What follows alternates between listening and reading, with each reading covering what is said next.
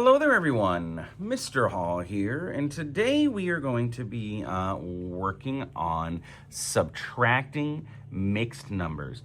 In fourth grade, we model subtracting mixed numbers, or we use subtracting mixed numbers when we're modeling real world situations. How much time has passed, how much distance is left, how much food did we use, and when we're doing measurements.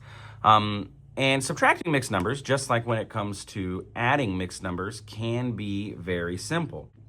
For example, let's say I have 3 2/4 minus 1 1/4, okay?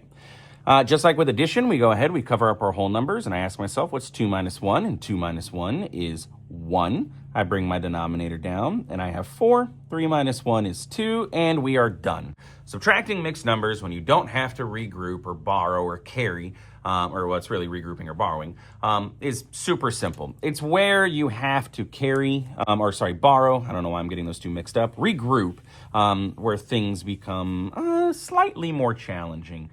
So let's go ahead and say, let's say I have 3 1/4, and I need to subtract from that 1 3/4, okay?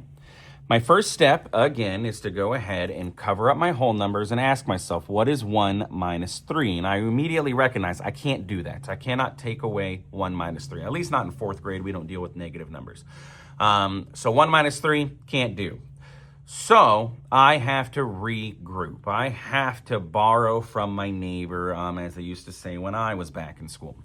However, when it comes to borrowing or regrouping with fractions, it looks slightly different than it would normally for just regular numbers. But what I want to do is I'm going to take my 1/4 and I'm going to see paired to it is my whole number, 3. And what we have to recognize is that 3 is a combination of fractions. We can break that 3 down. That 3 is the exact same as 4/4 plus 4/4 plus 4/4, okay? So we can convert that 3 into a fraction to help us solve this problem. So what I'm going to do is I'm going to take my 3 and I'm going to go ahead and cross it out, okay? Representing that I am changing that. And I'm taking 1 away. I'm going to pick that 1 up. I took 1 away. I am holding on to that 1. Now I have this 1 in my hand. I have to do something with it. I took 1 away, so I have 2. So I need to take this 1 and I need to put it somewhere. And where I'm going to put it is right next to my fraction. I'm going to put a plus sign and then bam, I'm going to go ahead and throw this down. And what I threw down, as I said, was 1. I threw down my 1. However, this 1 is not going to be just a regular 1. It is going to be a fraction 1. It is going to represent a whole number. So what we're going to do is we're going to take our denominator of 4, and I'm going to put that on the top, my numerator and denominator. It is 1. It is a whole number, so our numerator and our denominator match. From there, I'm going to go ahead and add these together. It's fairly simple. 1 plus 4 is 5. And again, my denominator does not change. It remains 4 the entire time. So what I have done here is converted 3 1/4 over to 2 5/4. It's one of those illegal numbers that we said we're not allowed to do, a mixed whole number with a mixed number or a improper fraction, but we're very quickly going to fix this problem, okay? Now that we have 2 5/4, we can do our subtraction again, okay? Just like I said, we're going to cover up. It's very hard to cover up when you have all of this, but basically we're going to do 5/4 minus 3/4. Now we can do that. I can do 5 minus 3, and 5 minus 3 is 2. Again, I'm going to bring my denominator down, so I end up with 2/4. Then I look at my whole numbers, 2 minus 1, and I end up with 1. So 3 1/4 minus 1 3/4 is 1 2/4, okay? Let's take a look at that again. All right, let's say we have 4 2/6 minus 2 5/6. Again, I cover up my whole numbers and I ask myself, what's 2 minus 5? Cannot do it, so I have to regroup. I come over here to my 4 and I'm going to pick 1 up, which means that I only have 3 left over here. And again, I'm holding my 1. It's right here. You can see it right there in the middle of my hand, or in the middle of my fingers.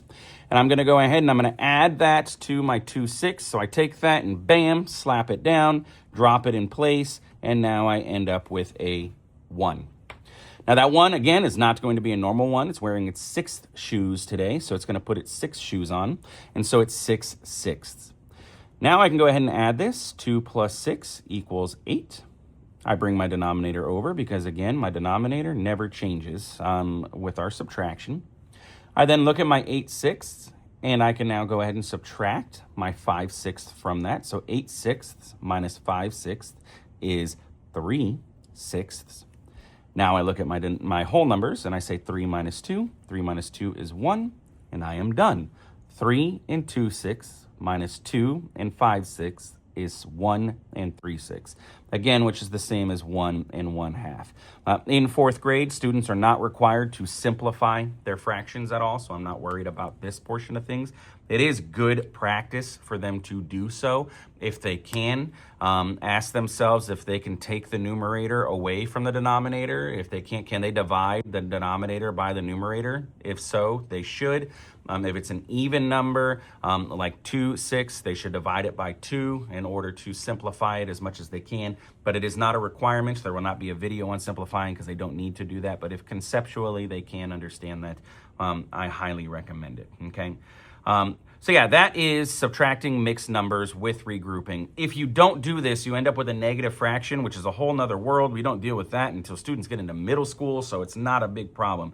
The big important thing to remember, the denominator does not change, and we are only taking 1 away from our whole number. Again, I love the visual of picking it up and putting it down, drawing the big 1. Visualizing it makes it very easy for the students to understand what it is they are doing, okay? So yeah, don't change the denominator, pick up your 1, throw it down, write your whole number inside, okay? And yeah, that's it for subtracting mixed numbers. Thanks for stopping by, thanks for watching, and we will see you in the next one. Take it easy.